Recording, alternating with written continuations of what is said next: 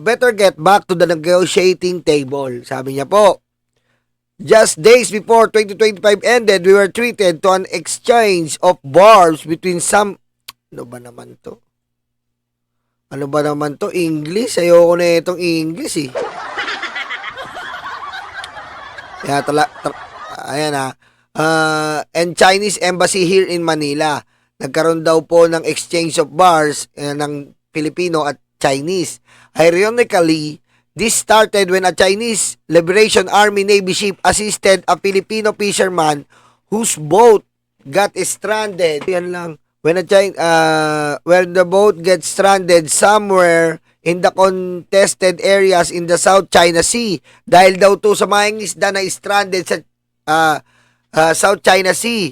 Tingnan mo yung pangalan pa lang niya, South China Sea. Sir, hindi po South China Sea yan.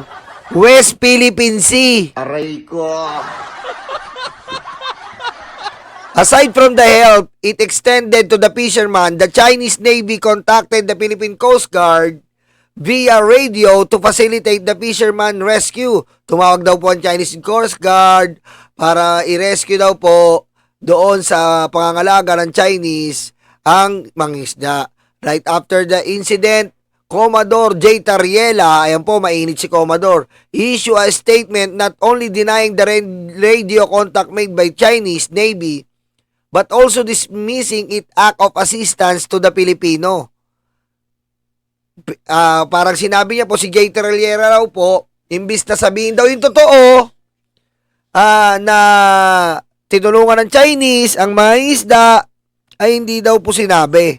Ito lang punto ko Alam mo, sir, pakinig ka maigi. Sabihin na natin tinulungan o hindi. Nasa area po yan ng West Philippine Sea. Aray ko. Wala silang pakialam kung malunod ang mga isda o mabuhay yan. Area natin yan eh. Ang tanong, ba't sila nandun? Aray ko. Ang tanong dyan eh. Wala silang dapat pakialam kung malunod o hindi yan. Ang tanging argumento, ba't sila nandun sa lupang nasasakupan natin? Aray ko. At may ganito tayong mga bobong Pilipino. No? Wala tayong pakialam sa tulong nila, sa tutusin lang. Diba? Ba't sila nandun? Ba't yung pinagtatanggol na nandun sila, sinagip nila, wala tayong pakialam doon. Ang pakialam natin, ba't sila nandun? Aray ko. Yun ang kabilin-bilinan ng Pangulo. Wala kayong karapatan sa soberanya ng Pilipinas. Hindi namin didilaan ng betlog ni si Xi Jinping. Anak ka ng po. Eto na. When the Chinese Embassy in Manila released a video footage completed with audio recording of the exchange of communication between the PLA ship and the PCG, Tariela backed off but insisted on his propaganda and EEZ narrative. Totoo naman eh. Tama yung ginawa niya. Kita niyo po to, pabor na pabor po. Pabor na pabor sa China. Firstly, I would like to clarify why I keep on referring to that particular area as SCS. Bakit niya daw tinatawag na SCS, South China Sea, and hindi the West Philippine Sea? The directive to use the term WPS instead of SCS is contained in Administrative Order 29, Series of 2012, issued by Noynoy Aquino. What is Administrative Order? An AO is more of an internal directive. AO lang daw yon. Kumbaga, administrative order lang daw yung tawaging West Philippine Sea, yung ano natin, pinaglalaban. Napakakupal Ayan na po ang ating mga Pilipino ngayon Ayan na po ang ating mga Pilipino ngayon. Pinapaboran po ang China. Huwag daw tawaging West Philippine Sea dahil AO lang daw po yon, administrative order. Aray ko. An AO is more of an internal directive focusing on a specific implementation, process, or personnel within an agency. And in this case of AO29, the executive department, it has no effect. Wala daw epekto. Unlike a Republic Act. Hindi daw katulad to ng Republic Act kasi AO lang to. Pwede natin hindi sabihin West Philippines yan dahil AO, Administrative Order. Putik na mga buhay to. Yan po. Ito po ang sinasabi ko sa inyo, mga DDS International. Sino po ba yan? Yan po mga Chinese propagandist. Mga Chinese na binabayaran. Mga Pilipino na nagpapakadila ng betlog sa mga Chino dahil sa salapi. Yan ang sinasabi ni Antonio Luna. Ang tanging kalaban natin ay mismong sarili natin. Aray ko. Oo. Unlike a Republic Act or law that we would be compelled to abide by or adhere to. Hindi daw po ito ng Republic Act o batas na talagang mas makapangyarihan. Kaya wag nating tawaging West Philippines yan. South China Sea. Eto na pa, nag-explain pa siya. Sabi niya pa, lakayan ko lang konti para ano nyo. Oh, eto pa. Grabe tong mga to. Grabe. Further. Eto po further, AO29 did not specify a defined parameter for West Philippine Sea. Yung AO29 daw ay hindi daw sinasabi ang buong parametro ng West Philippine Sea, just referring to it as the western side of the Philippine Archipelago. Ang sinasabi lang daw po nito ay ang bahagi ng west side ng ating archipelago, which in effect could refer to the whole SES, na kung ibig sabihin daw po ay ito ay ang kabuuang South China Sea. Grabe, no? Grabe, no? Matindi po to. Following that line, we could rename the eastern side of the Philippine Archipelago as the Eastern Philippine Sea, which would encompass the whole Pacific Ocean. Saba pinipilit. Di ba? Ito na. Disputes concerning maritime delimitation, historic base or titles, and military and law enforcement activities are excluded from arbitration proceeding.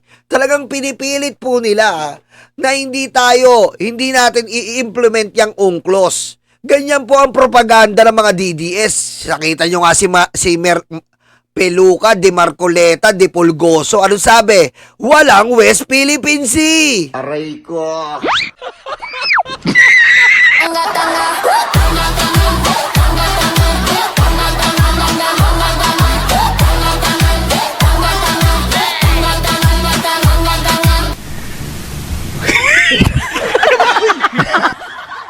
Eto pa, pakinggan nyo po Nakaka-alarma to, Pilipino natin to In fact, after 2616 PCA ruling, ayan po, a spokesperson for the UN Secretary General Ban Ki-moon stated UN no position on the legal procedural merits of the South China Sea arbitration case.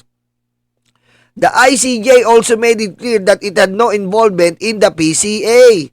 And since China did not participate in the said arbitration, plus the fact that the PCA is not officially recognized by UN bodies, the PCA ruling not be considered and binding. Yung arbitration ruling daw natin ay dapat hindi daw ikonsidera at pagtibayin. Aray ko. Ayun na. Eto na.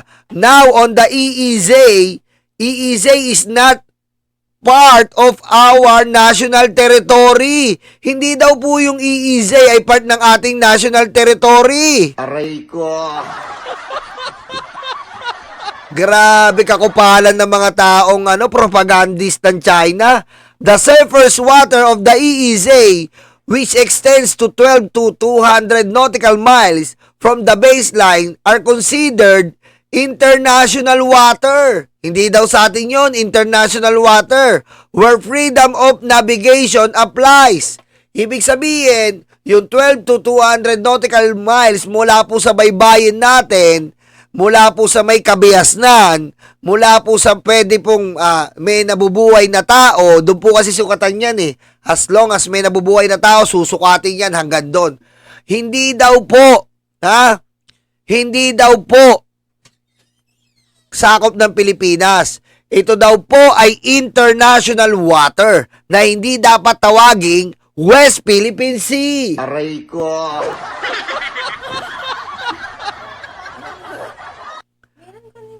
We cannot tell anyone to stay. We cannot tell anyone to stay of our EEZ. We only exercise sovereign rights over our EEZ and explore the resources provided for underneath the surface of our EEZ, the fishes and mineral sources. Ayan na po. Pararamdaman niyo po dito, gumagapang na ang mga propaganda ng China. Lalong-lalo na po, etong nakita pong Malampaya Power Plant. Ginagapang na po ng China, gaya nga ng sabi ni Yusek Claire, ang DDS po ay hindi lang po Pilipino. Kasama nila ngayon ng China. Ngayon may mga tuta po, may mga hayop na dumidila ng betlog ng mga Chino ngayon. Sa pamamagitan po ng pagbabayad sa kanila, babalik nila lahat ngayon. Ima-mind condition nila ang ating mga kababayan na uunahin nila dito sa arbitral ruling. Aray ko.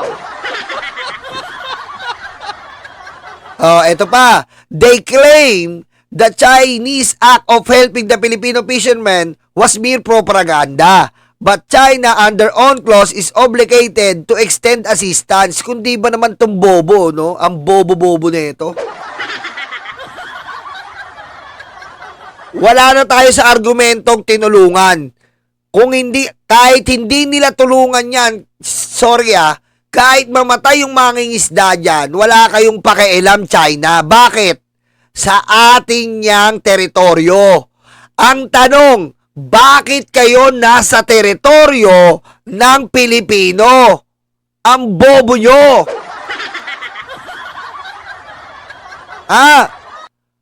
Ang bobo-bobo nyo.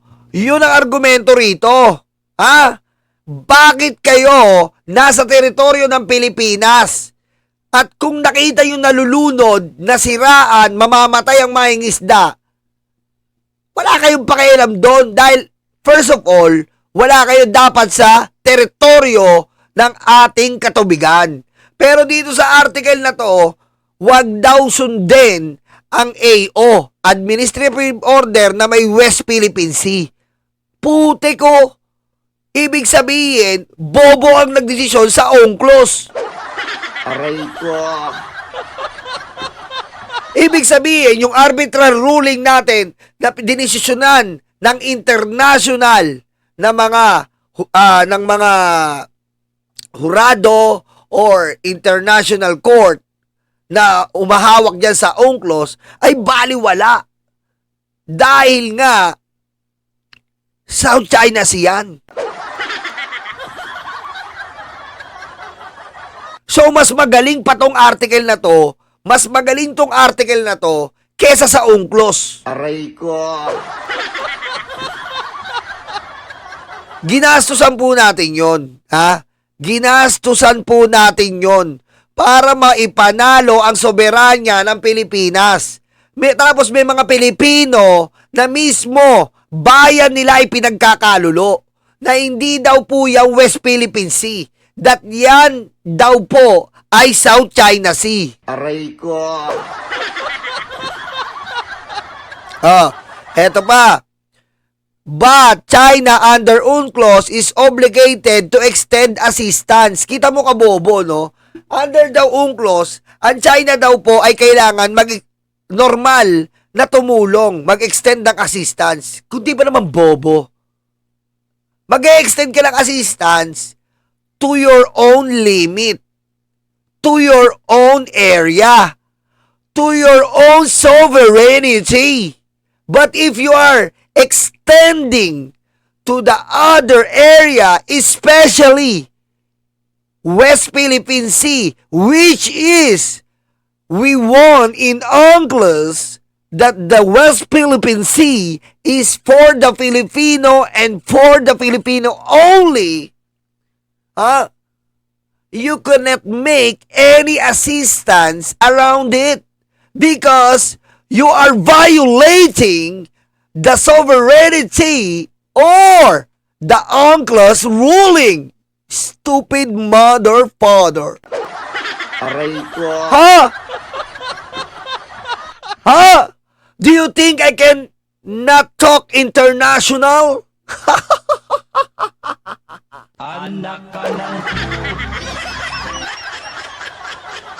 Okay! Don't tell us that China under UNCLOS can extend assistance. We don't care about that. First of all, you cannot extend assistance because that is not your area. That is not your sovereignty. That is not South China Sea. That is West Philippine Sea. Even we die in our own sovereignty, we don't care. Okay? We don't care even we die in our own West Philippine Sea. Don't bother to care, China, because we can resolve our own problems. Stupid China! Patayin mo si BBM? No joke.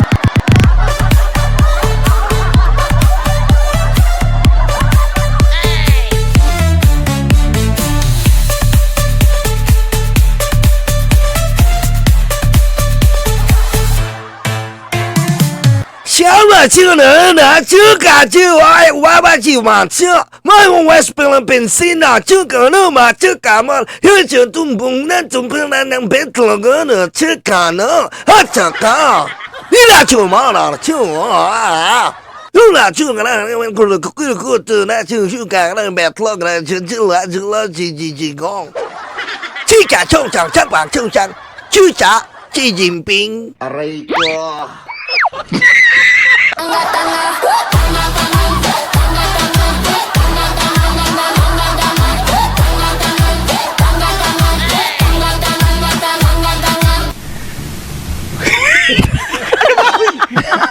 Putek, dalawa na yan ha. English-Chinese version na yan. Pag hindi mo pa naiintindihan, ewan ko na lang. Anak ka ng po. Diba? Napalinaw na yan ha. Kinonvert ko na para sa inyo. Ay, Ma'am Viola, Cereza Force, thank you. Eto na, dugtong na lang natin to. Eto pa po. May problema pa daw. The problem with Pangalinan, problema pa si Kiko Pangalinan. And Tariela, sinisi pa. Kapwa niya Pilipino sinisi. Ang problema daw ni Tariela at Pangalinan is that they are stepping on the matters of foreign policy. Nakikialam daw si Pangalinan at Tariela sa foreign policy at sa diplomatic affairs. Kita nyo po mula po to sa Manila Times. Kita nyo which would be best left to the executive. Ano ba yung PCG? Philippine Coast Guard. Yan ay representative ng Pangulo. Ano ba sabi ng Pangulo sa PCG? Huwag niyong isusuko ang soberanya. Huwag niyong susuko ang ating nasasakupan. Sinusunod lang ng PCG ang utos ng Pangulo. Napakabobo naman neto. Paano ini-step ni Tariela at Kiko Pangalinan ang foreign policy matters? Utos ng Pangulo yon, huwag tayong yuyukod, huwag tayong luluwod, huwag tayong susuko para sa soberanya. Makabobo kayo Aray ko. Tingnan mo they are not helping resolve the issue but even contribute to worsening it. Hindi daw po sila nakakatulong sa mga issue na to, bagkos sila daw po ay nagpapalala pa ng sitwasyon. Anong klase to, Manila Times? Aray ko. As it appears, they don't have a full grasp of the matter. Just a false sense of patriotism. Maling ano daw po, maling pakahulugan ng pagiging makabayan. Anong klase to, Manila Times? Ganito na ba tayo? Anak ka ng po. Seriously? Ganito na po ba ang ating mga kababayan? Serious kayo? Ang mga taong lumalaban para sa ating sorbiranya, sinisira nyo si Tariela? Sinisira nyo si Kiko? Wow! Aray ko. Salamat, pare Eduardo. The Beijing Times ata ang periodikong yan. Tama! Ha? Ano ba to? Ganito ba tayo? Hindi natin pinapahalagaan? Akala nyo, komportable kayo sa ngayong kasalukuyang panahon. Paano yan sa mga darating na salinlain natin? Alam ko medyo madrama. Medyo madrama pakinggan. Pero yun ang katotohanan eh. Hindi po madrama pakinggan yan. That is the reality. Because if it's not, okay, if it's comfortable in our times right now, but are you sure in the following generation, are you sure it will be comfortable also? What if this China conquer Palawan? What if this China conquer Mindoro? Do you think about that? Huh? Because as of the moment, they are really abusing our sovereignty. What if in the next generation, there's no only abuse? Not only abuse, motherfucker. Okay? Okay? Think about that. From now, not they are abusing our territory, but in the next generation, they are forcibly occupying our country. So think about that, stupid idiot. Okay? You are comfortable right now, but think about the next generation. And I thank you.